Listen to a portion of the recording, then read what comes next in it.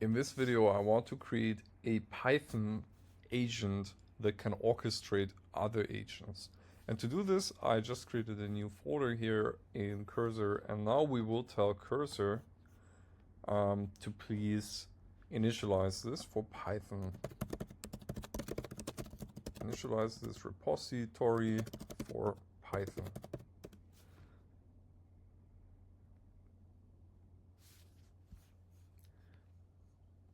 Okay, all of this is working. I have Composer 1, which is not the cheapest version. It's quite expensive compared to for example, what do we have here? GPT 5.1 Codex Mini, but it works quite well.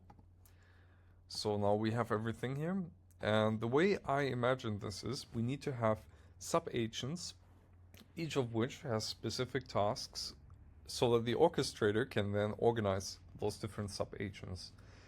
And for that, I don't want to actually implement all these sub-agents, so they will just be mock-ups. And to test that everything is working, we will have unit tests that tell the orchestrator to accomplish a certain goal.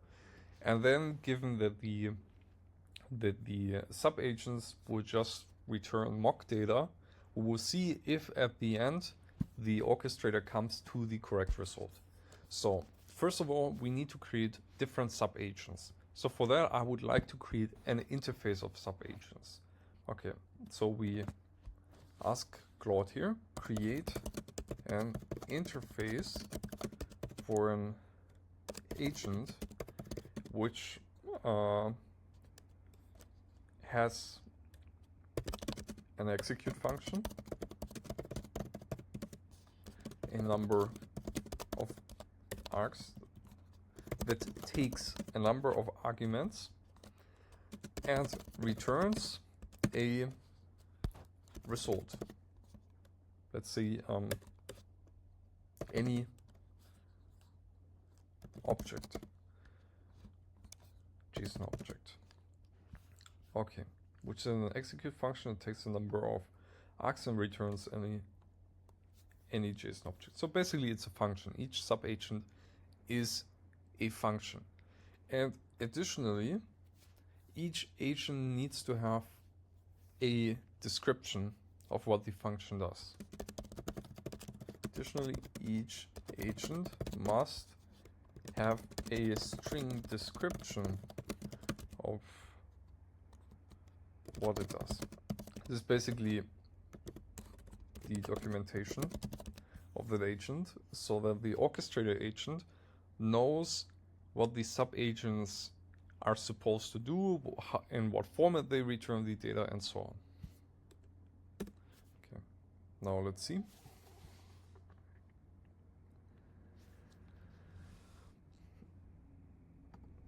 So here we have the interface. Okay, we have an abstract method for the description, and we have an abstract method to execute, which takes any number of arguments and returns a dictionary. So that looks good. Maybe we could even simplify this to just any. Okay, so we can remove the dict here.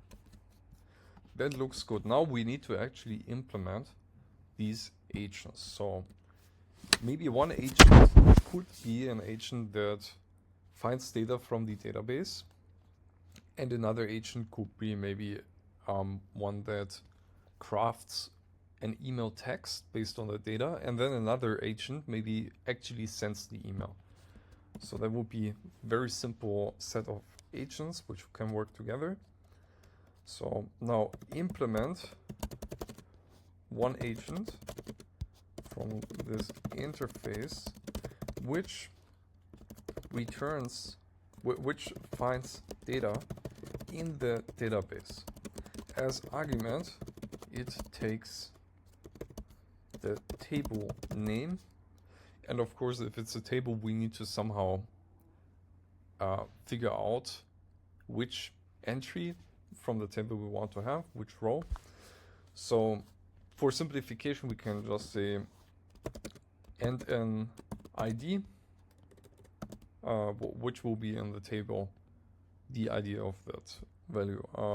Instead of actually connecting to a database, just use a constant with 5 rows, which includes mock data. And now we need to specify what should the data be about. The data should contain an email address and first name. Data should contain the table. So one table, maybe. One table called user, maybe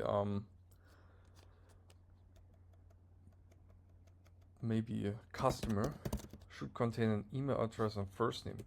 Another table. Okay, maybe let's keep it just like this. Don't make any other tables yet. So we want to start simple, and then later on we can add more features and make it more complicated. So find data agent. Here it is. Here we have the mock database. The IDs are just numbers, email, first name. Okay, that looks good. Here we have first data agent. So description finds and returns data from database by table and name ID. Okay, now in the description we need to provide some information about the structure of the data. Okay, in the description provide data about all tables and their structure.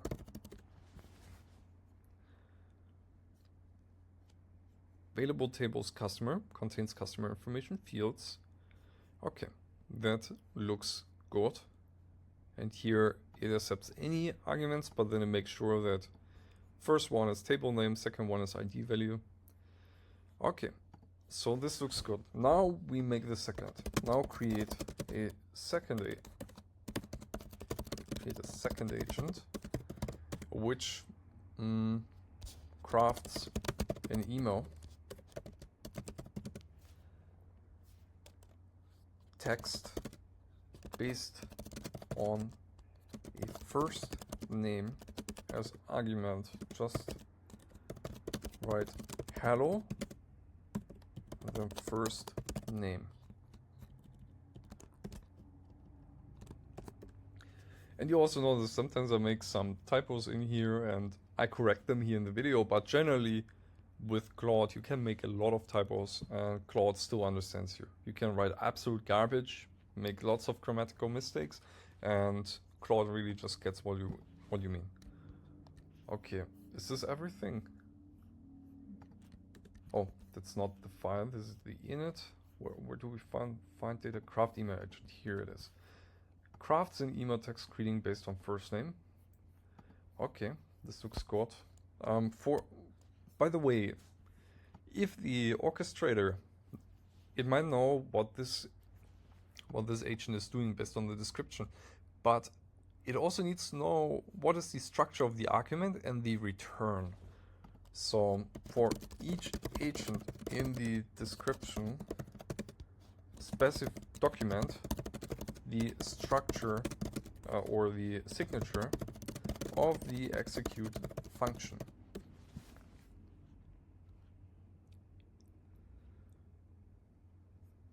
Okay, now execute signature, execute first name, string, dict. Why are we returning a dict? Email text.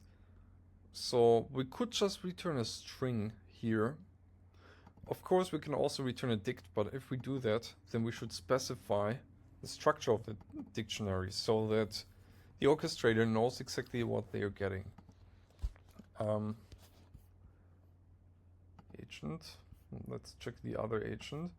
I would also like, let's first put all agents into subdirectory agents. So just for structure, to keep the code base a bit oversightly. So here created agents folder. Okay. Find data agent. What do we have here? Available table. Execute signature.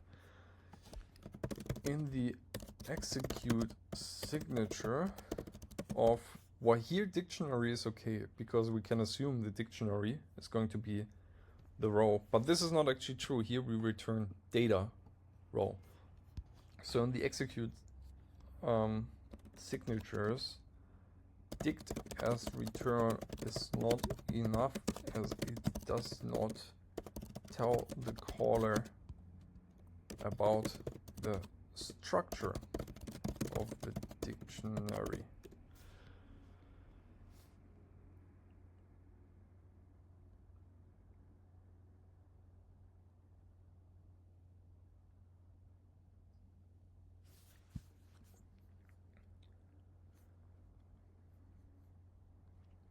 Okay, now this is working, but here it's giving an example which only applies to this specific table. So let's correct this. Specific example applies to one table. So the data is gold, but here it should have something more general which can work for any row. Okay, where dict contains the row data. Okay, now it's working. This is what we want. It's very good. Now let's check here too. Success, email text string. Okay, this is working too. So, okay, maybe we don't even need to do the third agent now. 2 are enough for the most simple use case. Okay, now create an agent that is given an ID. No, actually that is given a task string and uses OpenAI or ChatGPT to wait, it also needs to know all agents and knows all agents, knows the descriptions of all agents, and uses ChatGPT to orchestrate calling the different agents in order to accomplish the tasks. For that, OpenAI ChatGPT must return a sequence of agent calls and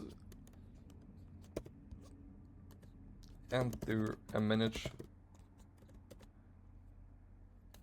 and describe the management of the data between them. Then the agent must execute that and return the final result. Okay.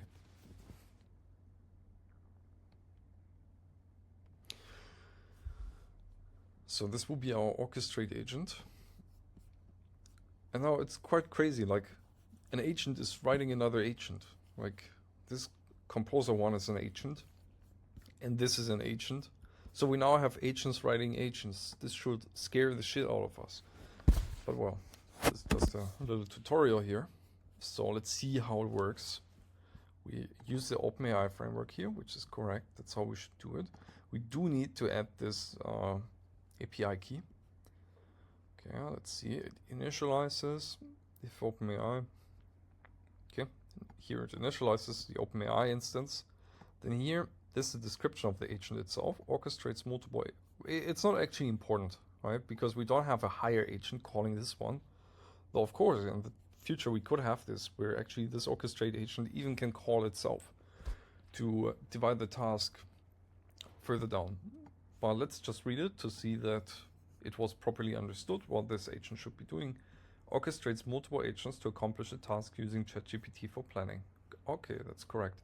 Task string dictionary returns success result, okay, or error. Okay, the agent uses ChatGPT to create a plan of agent calls and executes them in sequence. That's good. I don't understand why it's not putting this right up here together with this, but well, not important. Okay, get agent description.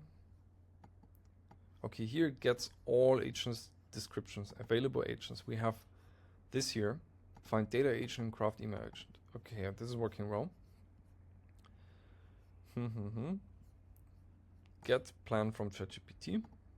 Okay, first it ensures the OpenAI key exists, and then it gets all agent descriptions, and then this is the prompt for ChatGPT. You are an orchestration system that plans how to accomplish tasks using available agents. And here are the available agents. So let's see how is this string actually constructed. Okay, we just have empty lines between them. Agent name. Okay, that's probably enough since we have a little bit of a format here with the agent name. So OpenAI knows where one of these descriptions ends and the next starts. It's probably good enough.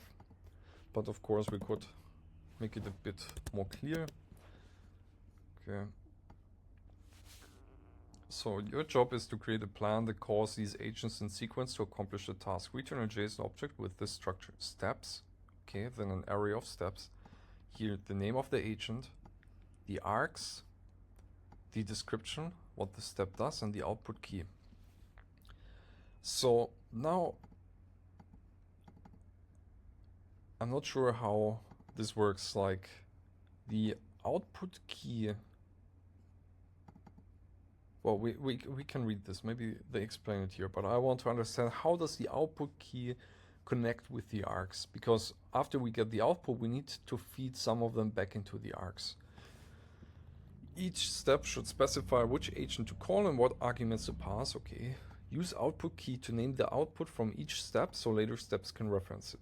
So I guess whatever key we use here, if we happen to use a string arg with exactly the same value as a key, it will just use the value we stored there. So to reference output from a previous step, use previous output key, field name in args.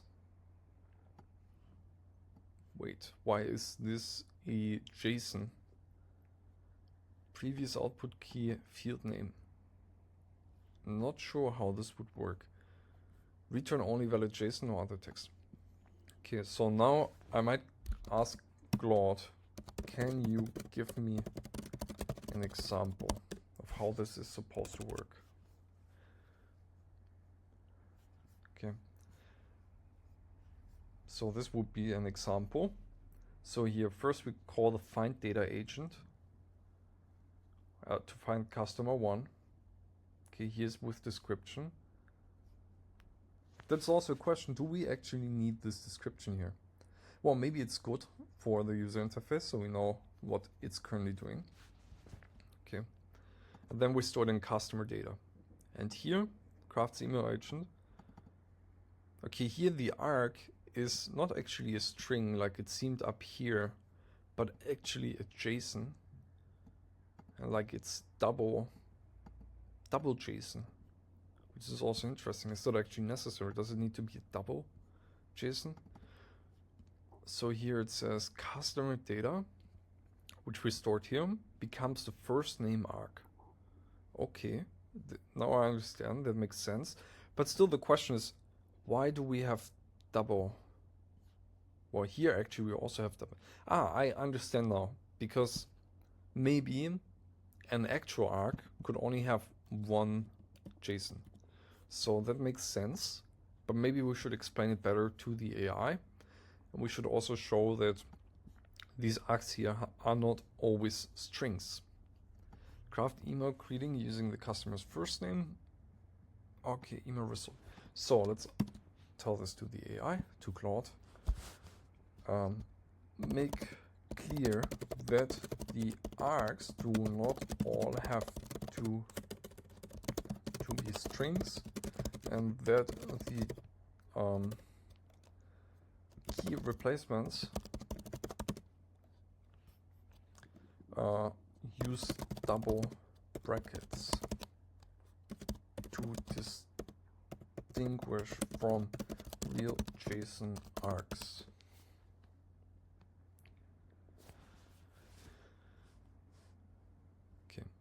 So arguments can be any JSON type, string, numbers, booleans, arrays, or objects, not just strings. To reference output from use a special format in args. This object format with exactly one key distinguishes from regular JSON. This object format with exactly one key. Okay. But in addition to only having one key, it also has two brackets.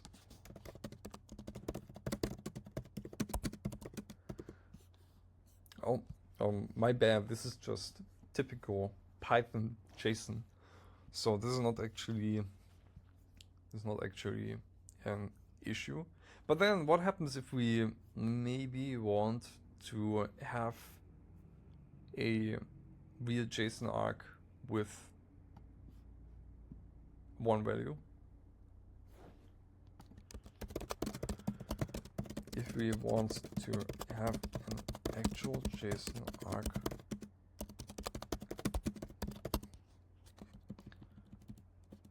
send an actual constant JSON arg.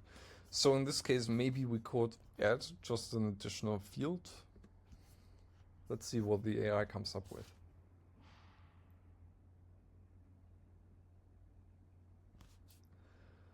Okay, so it's using a special marker now. Reference, output key, okay.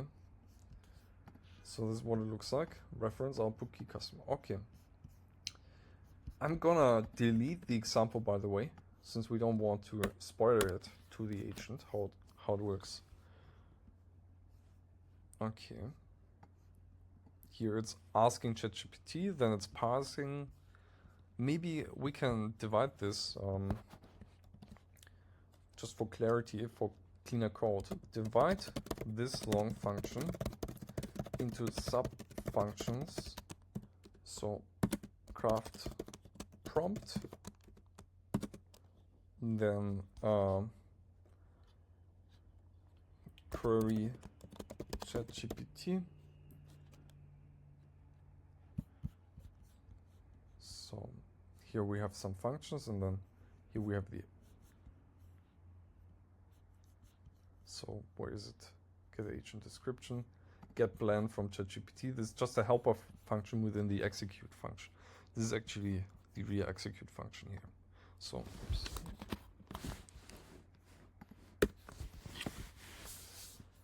Okay, so while this works here, we can check this execute function. So first we create the plan, and then for each step, we execute the step, basically. And then we get the last output key. That gives us the final result, and we return. Now let's see what happens in each step. So first we get the agent name and the step args and the output key. And make sure that the agent name actually exists amongst our available agents. We find the agent. We resolve the args. This is another helper function we have here, which I'm not gonna read all of this. I just assume it works. It looks quite complicated. We'd actually make sure we get all these references resolved with the actual values that should be there. So where we resolve args. Okay, and then we call the execute function of our agent with the resolved args. If there's any error, we return an error, and that becomes stored under the output key. Okay, that looks very good. Now, is it actually possible for us to get subkeys? Right? Because, for example, our find data agent, it returns, like in this data object here, we get an entire row. And then in the craft email agent, we only want the first name. I assume it's possible because we did have, where is it? We did have the example here, which I deleted. Now would be good maybe to see again what it was. I'm just gonna go back here. Okay. So output key customer data becomes first name. This is not correct because this is an entire object, and here we only want the first name. So I'm gonna copy this and I'm gonna go back forward so we don't lose our changes. And now I will complain. This example won't work because we need to actually get a subfield of the data row, the first name, not the entire row. So now it should add support for referencing subfields, nested fields. Okay. Updating the resolutions. Okay, now it's adding support for nested field access.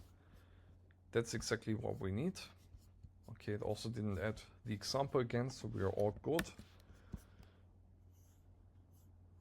Did it actually add some? It didn't add anything to the prompt how to access nested fields. Add to the rules how to access nested fields.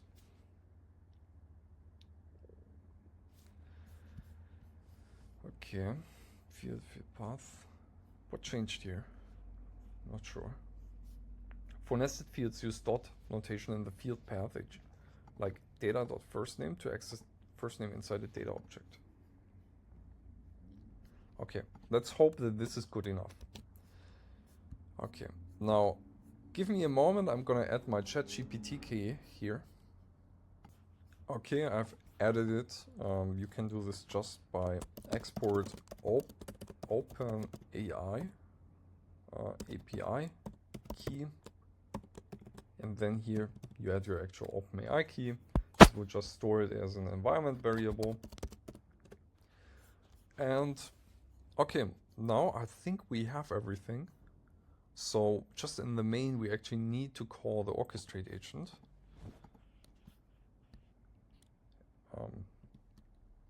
In main,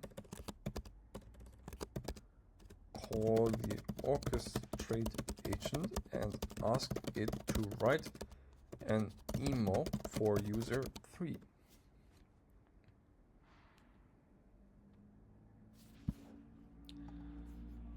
Okay, write an email for user 3.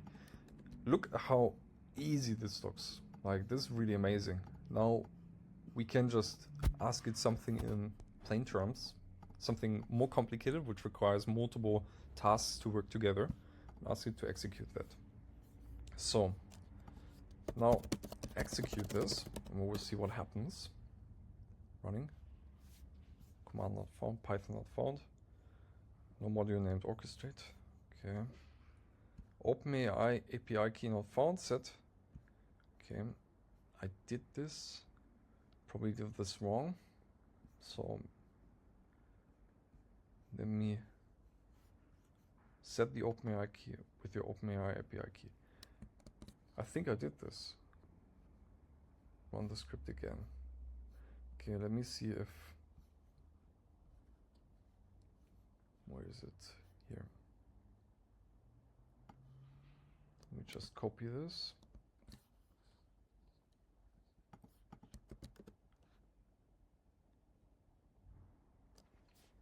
Okay, now it seems to be working. Hello, Bob.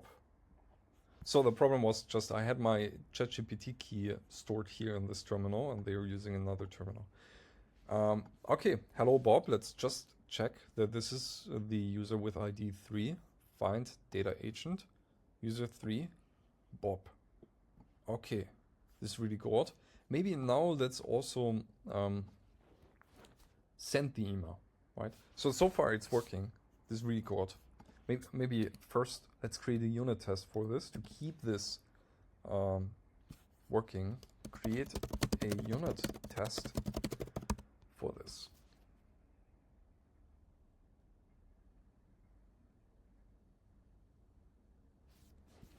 Test find data agent.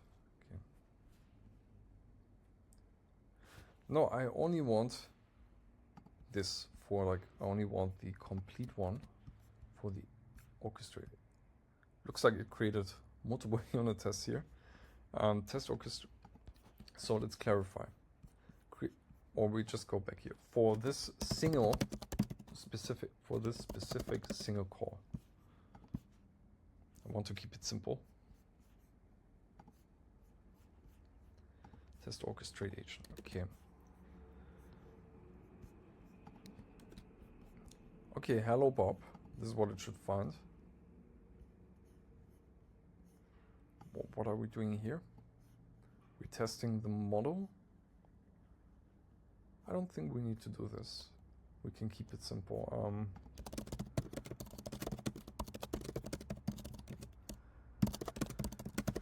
So we only want to test that the agent is working. We don't care as a user what kind of model it's using,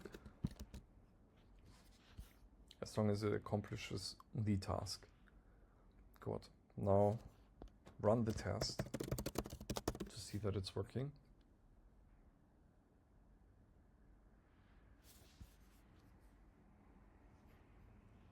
Okay, it passed in 0.18 seconds.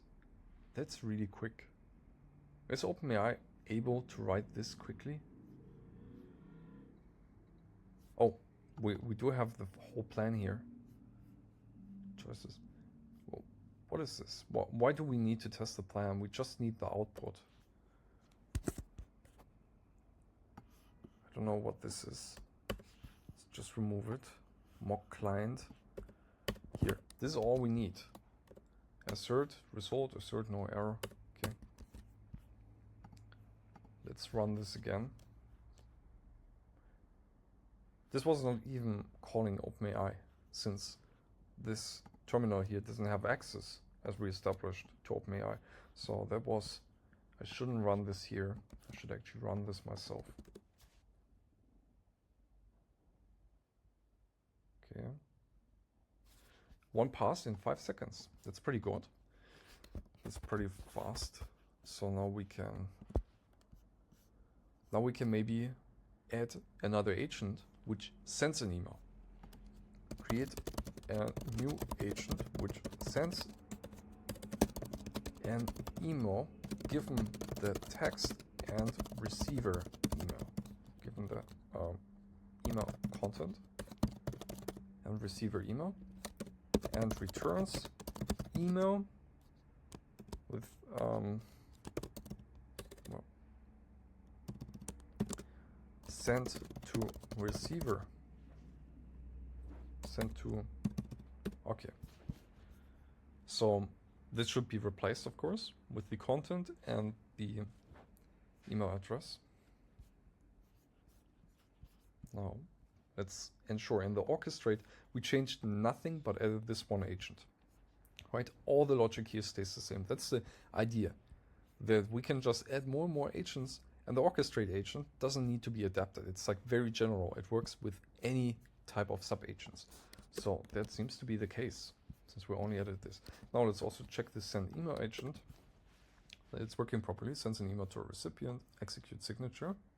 Okay, email content and receiver, as we said, returns a dictionary with message string, where the message indicated the email was sent. Email with email content sent to receiver email. Okay, this works correctly. Now let's create a unit test, a new unit test which asks the agent to actually send it, the orchestrator agent to actually send it.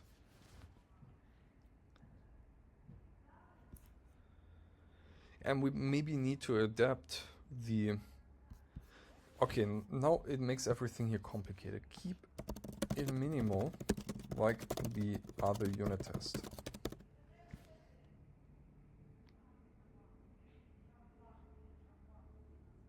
We don't need a mock plan and everything. We don't even need this. Remove all the mocks. Just give the task and verify the result.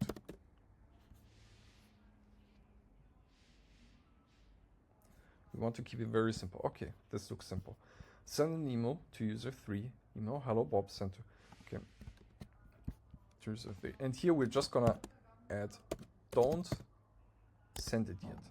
Okay, to make sure it doesn't think it needs to do the same here that it has to do here. So now we can process both of these again. The first one passed, and the second one passed. So this is really good. Both of these passed. So this really shows that our orchestrator agent is working and is able to orchestrate these two agents.